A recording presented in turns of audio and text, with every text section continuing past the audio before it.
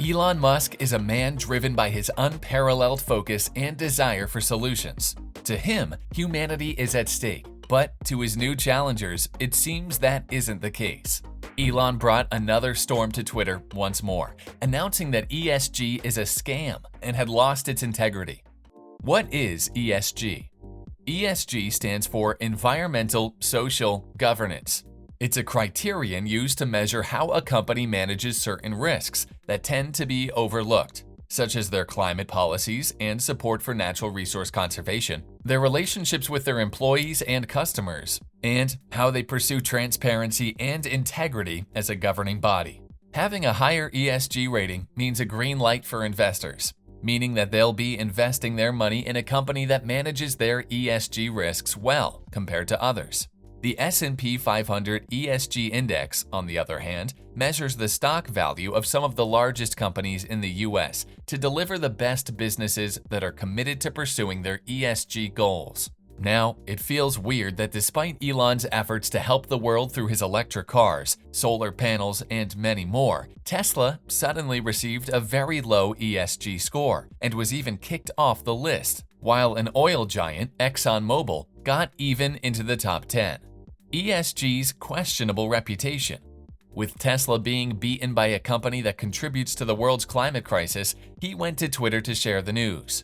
ESG is a scam. It has been weaponized by phony social justice warriors. He followed it with another tweet saying they had lost their integrity. He went as far as to share memes, making fun of the other 6 oil companies for making it on the list. Tesla, as they have said, aspires to do the right thing.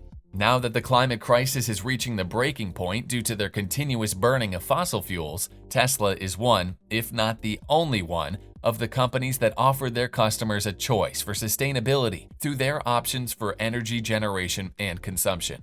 Based on their impact report that was released in 2020, they help their customers avoid emitting 5 metric tons of CO2 emissions. Globally, the green energy that Tesla factories produce overwhelms the energy that they would consume in their operations.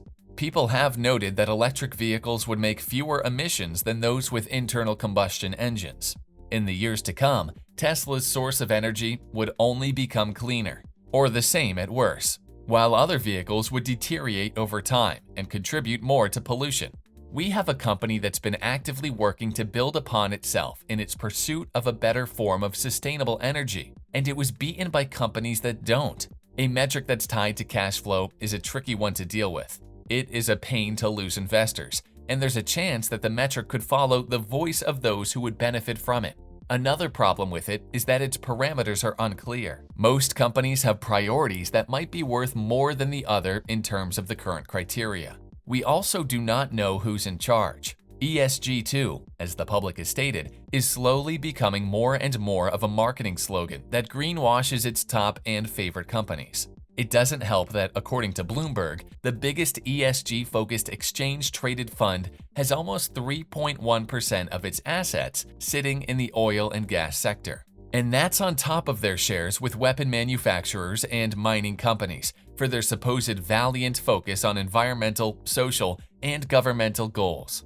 But Elon's fishing line caught a bigger fish. ESG's biggest supporter. The World Economic Forum, or WEF, is an organization of the elites founded by Klaus Schwab that seeks world leaders, bringing them together to discuss major issues affecting the global economy. It's commonly known for its annual meetings in Davos, Switzerland, which bear the same name. Their movement was built upon the stakeholder theory, which points out that a company must treat society as a part of its community, making it have a stake in its decisions. It's good at first glance, but this is a company that had its fair shares of allegations leading up to its 50th annual theme, the Great Reset, which people on social media treated as a conspiracy of the elites trying to collapse the economy through the COVID-19 pandemic. The WEF, too, added some fuel to the fire when they made a post on December 14, 2021, about Elon getting countered by the United Nations when he asked them how they would spend his cash. It provided specificity, but it lacked long-term solutions. In response to that, people asked about what the WEF itself is doing to solve world hunger. Most started making memes about them vying for a new world order where they would be in control. Few of them started linking it to Klaus Schwab's book, COVID-19: The Great Reset, which contains 280 pages of reforms and policies that are light in detail and would make it hard for us to see what the Great Reset might mean in the future. The Great Reset. The Great Reset, both the book and WEF's theme, became a seedbed for conspiracy theories. The most quoted one is a video that's being spread on Facebook, which sums up WEF not having a goal and that in 2030, you'll own nothing and be happy as the middle class gets destroyed, and be pushed deeper into the ladder as the mega corporations and the ruling class gets bigger and bigger. The WEF has been actively working to address the misinformation campaign against them, as said by Sadia Zahidi, their managing director.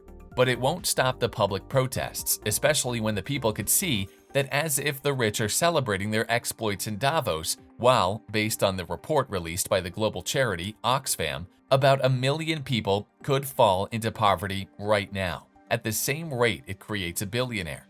Let's not forget that Elon is part of that 1% that might take great benefit from the smaller businesses going down.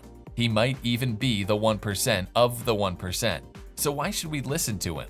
It would be hard for us to know beyond the hearsays and allegations, but we know what he wants and what he has done for the world because of it.